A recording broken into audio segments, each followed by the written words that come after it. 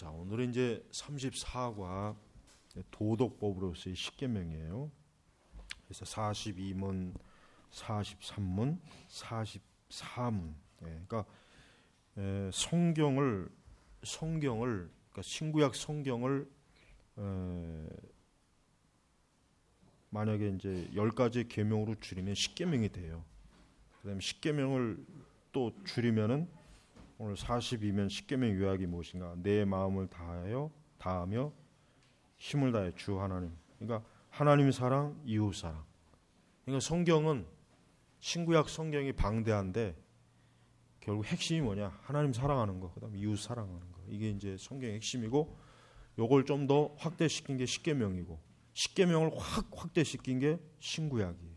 그렇게 이제 이해하면, 공식을 이해하면 아마 이해하기 편할 겁니다. 자, 근데 이제 우리가 이제 십계명이라고 하는 거 자체가 율법이에요. 그래서 이제 어떤 사람들은 십계명 하니까 이건 구약 시대의 계명이니까 신약에서는 별로 중요하지 않은 거라고 인식을 많이 하고, 그리고 이제 그 가장 큰 문제는 이제 교회에서 십계명을 안 가리키는 거. 십계명을 안 가리키는 것 자체가 엄청나게 그 사실은 영적으로 큰 해를 주는 거예요. 그래서 적어도 그리스도인이라면은 십계명에 대해서 다 알고 있어야 되겠죠. 십계명 알고 있고, 또 십계명을 외울 수 있으면 더 좋고, 또 각 계명의 핵심이 무엇인지를 알면은 더더욱 좋고. 그래서 여기 이제 우리 이제 그 순서를 보면은 다음 주 35바가 이제 첫 계명이에요. 이제 교리문답에 여러분 왜 이렇게 십계명이 왜 이렇게 상세하게 들어가 있는 그 이유가 뭐겠어요? 십계명이 신약교회 신자들에게 굉장히 중요하기 때문에. 그리고 십계명이라고 하는 것은 율법주의라고 하면 안 돼요. 왜냐하면 십계명 자체가 하나님의 성품을 드러내는 거예요. 그러니까 우리가 예수님의 성품이 뭐냐라고 하면은 이 십계명이다, 그렇게 얘기해도 틀린 말이 아닙니다. 그래서 우리는 이 십계명을 문자적으로 지켜야 돼요. 우리는 십계명을 문자적으로 지켜야 됩니다. 문자적으로. 이걸 영적인 하나님의 계시된 말씀인데 이걸 문자적으로 지켜야 돼요. 근데 다만 이제 안식일 부분은 당연히 이제 신약 예수님의 부활의 그 관점으로 오늘날 주일이 되는 거예요. 오늘 주일. 저 안식교나 뭐 하나님의 교회처럼 뭐 토요일을 안식일이라고 그렇게 어거지로 주장하면 안 돼요. 그 사람들은 신약과 구약의 관계를 전혀 구속사적으로 이해를 못하는 사람들이에요. 그래서 우리는 이 십계명 자체가 하나님 나라에서 우리가 마땅히 지켜야 되고 순종해야 되는 하나님의 법이다. 그렇게 이제 관점으로 받아들여야 됩니다. 그래서 여러분 그 미국 같은 경우 뭐 예전에 학교에서 이제 십계명을 가르치고 십계명을 항상 아이들에게도 초등학교 때도 가르치고 그랬잖아요. 예전에. 그럼 이제 케네디가 그거 없앴죠. 주기도문도 없애고. 그러니까 미국 사회는 이렇게 서구 사회가 이제 기독교 영향력이 많이 남아 있을 때는 이 십계명을 이 공공 영역에서도 많이 지키도록 그렇게 했어요. 그러니까 아무래도 십계명을 가리키면 어떻게 돼요? 사람이 훨씬 더 올바른 길로 가겠죠. 그죠? 당연히 그러겠죠. 근데 이 십계명을 폐지하게 되면은 정말 그냥 사람이 어떻게 됩니까? 그냥 엉망진창이 되는 거예요. 기준이 없고 지 멋대로. 사실 그래서 우리 한국 교회가 십계명을 빨리빨리 아이들한테 또 청소년들한테 청년들한테 장년들까지도 이 십계명 교육을 잘 시켜야 되는데 이렇게 이 웨스터민스터 이렇게 소요리 문답에 이 십계명이 이렇게 잘 나와 있으니까 이렇게 배운다면 얼마나 참 좋겠습니까? 그래서 우리는 이 십계명의 구조 자체도 전반부와 후반부, 그러니까 전반부 하나님과의 관계, 후반부 사람의. 그러나 전체적으로 결국은 이것은 우리가 하나님 앞에서 결국은 어떻게 하는가가 문제. 하나님 앞에서 우리가 우상 숭배하지 않는가? 하나님 앞에서 우리가 거짓말하지 않는가? 하나님 앞에서 우리가 부모에게 존경하는가? 결국은 전부 다 하나님 앞에서 하는 거예요. 하나님 엄밀하게. 그러니까 하나님 앞에서 온전하게 계명을 지키면서 하면 사람 앞에서도 잘하게 되는 거란 말이에요. 그리고 우리는 십계명이 여기 나와 있지만 이거는 모든 시대를 위한 하나의 도덕법. 모든 시대. 그러니까 아무리 시대가 변해도 시대가 변했으니까 계명도 변해야 된다.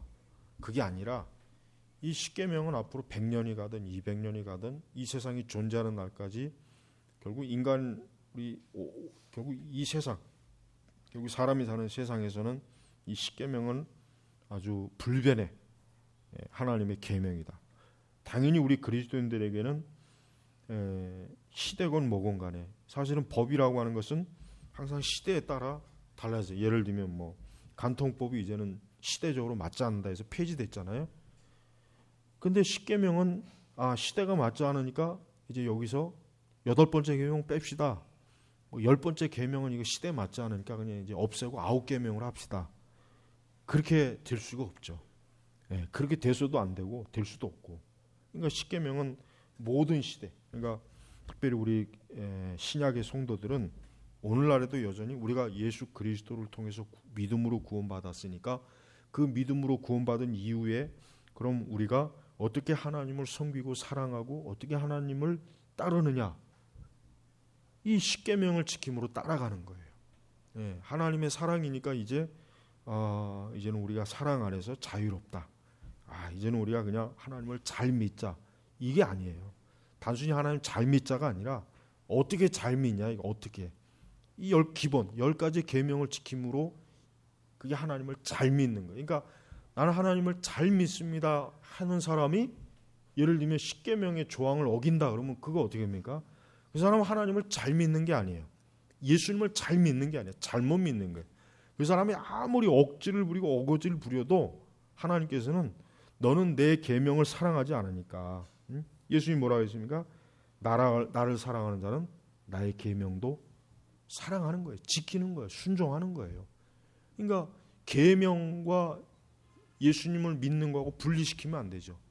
이제 지금은 그게 보편화됐죠. 지금은 뭐 예수님을 열심히 사랑한다고 하면서 전혀 계명에는 신경 안 쓰는 그리스도인이라고 하는 사람들이 거의 대부분이거든. 거의 99%예요.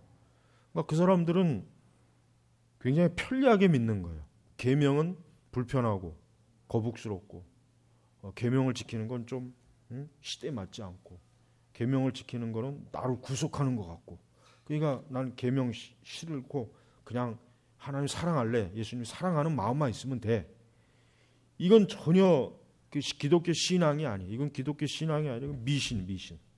그래서 우리는 이 십계명이라고 하는 것을 지금 이렇게 무시하고 사는 세대, 이 십계명이 전혀 교회에서도 가르쳐지지 않는 세대, 그다음에 십계명이 아예 뭔지도 모르는 그런 교회, 그리스도인들이라고 하는 사람들이 많은 세상에서 지금 우리가 있기 때문에 우리가 이렇게 십계명을 이 소율이 문답을 통해 가지고 배워야 될 이유가 바로 더 중요한 거예요. 더 중요한 거. 그래서 우리가 어떤 이유에 있어서도 이 십계명을 하찮게 여기거나 이 십계명을 대수롭게 그렇게 하지 말고 언제나 내 모든 삶을 이 10가지 계명에서 항상 먼저 걸러낸다면 우리의 경건 생활이나 우리 경건과 우리의 신앙 생활은 굉장히 건전하고 올바르고 아주 영적으로도 틀림이 없고 참 하나님의 성령을 근심케 하는 일이 없을 거라는 거, 그것을 정말 보장할 수가 있어요. 그래서 여러분들이 이 십계명 하나하나 한번 자기 자신 외워보세요. 외우고 또 그걸 다 써봐요. 써서 외울 수 있는지, 다 외울 수 있는지. 그래서 내가 정말 이걸 다 외우고 읽고 있는가, 알고 있는가. 그리고 이 십계명은 하나님께서 하나님의 백성들에게 주신 거예요. 특별히 하나님께서 모세에게 그 돌판에 십계명을 새겨 주신다는 의미는 뭐예요?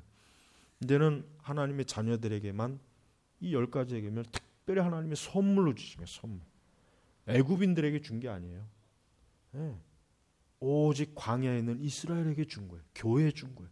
그 얘기는 뭐예요? 하나님의 백성으로서의 특권과 영광이 하나님의 계명을 지키는 것으로 나타난다는 뜻이에요. 그러니까 우리가 계명을 무겁게 여기는 사람은 하나님을 사랑하지 않는 사람이에요.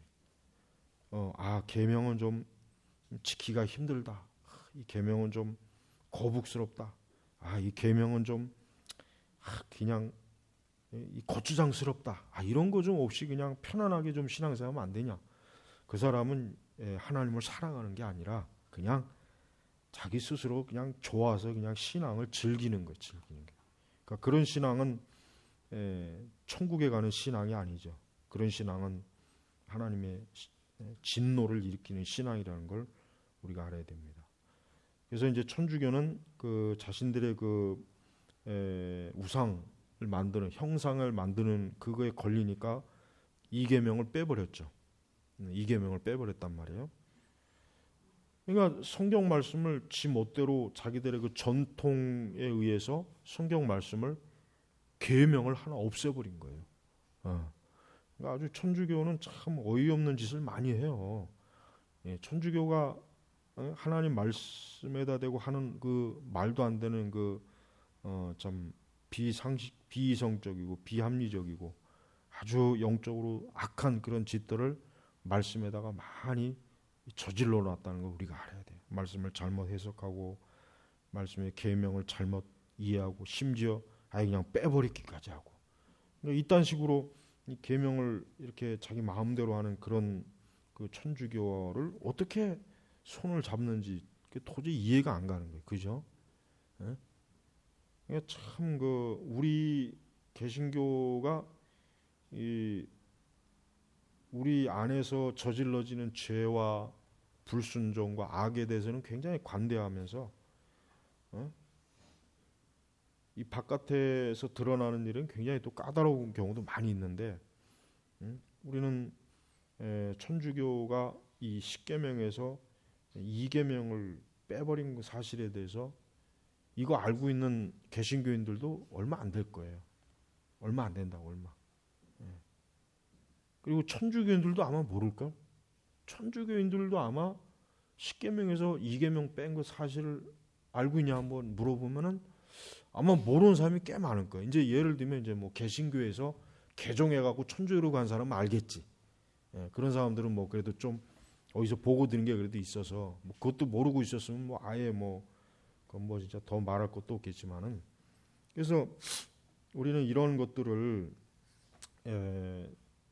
하나님께서 주신 엄격한 하나님의 율법의 말씀, 그러니까 하나님의 교훈, 훈계, 계명으로 확고하게 받아들여야 됩니다. 그래서 우리는 말씀에 가감해서도 안 되고 계명을 축소해서도 안 되고 계명을 또 율법주의화해도 역시 안 되겠죠. 그것도 역시 또 한편 조심하기는 해야 돼요. 무율법주의도 안 좋지만 율법주의도 안 좋은 건 마찬가지예요. 그러니까 양극단에서 우리가 좀 조심스럽게 이 십계명을 다룰 필요가 있습니다. 그래서 여러분이 이 십계명은 하나님의 거룩함과 영광스러운 그 속성과 성품을 아주 명확하게 드러내주는 계명이다라는 걸 잘 이해하면 되겠습니다. 그래서 이제 35과가 바로 이제 첫 번째 계명이에요. 그래서 이제 이 소리문답에는 이렇게 한 계명 한 계명을 이렇게 자세하게 이게 교리문답에 다 집어넣었어요. 그만큼 신약의 그리스도인들이 이 계명을 항상 멀리하지 말고 아주 가깝게, 아주 친밀하게 이 계명과 친숙해야 된다는 것을 알려주기 위해서 그렇게 한 겁니다. 그래서 이렇게 좀 그래서 이번 기회에 십계명을 다시 한번 교리적으로 좀 공부를 잘 해놔서 앞으로 이제 신앙생활 하는 데 있어서도 언제나 이 하나님의 계명 안에서 바르게 잘 할 수 있는 그런 바른 진리의 길을 꼭 가시기를 바랍니다. 기도하겠습니다. 하나님 아버지 감사합니다. 우리에게 주신 귀한 하나님의 말씀 계명을 참으로 소홀히 하거나 또 그것에 무지하거나 또 그것에 만약에 불순종한다면 그것으로 인한 모든 참 재앙이나 또 하나님의 진노나 또 그로 인한 모든 고통은 다 우리 스스로가 초래한 것인 줄 알게 하시고 어떤 일이 있어도 계명을 벗어나는 일이 없도록 항상 계명에 충실한 그런 온전한 신앙이 되도록 저희들을 날마다 하나님께서 우리의 신앙을 다듬어 주시옵소서. 오늘도 감사하며 살아계신 우리 주 예수님의 이름으로 기도 올렸습니다. 아멘.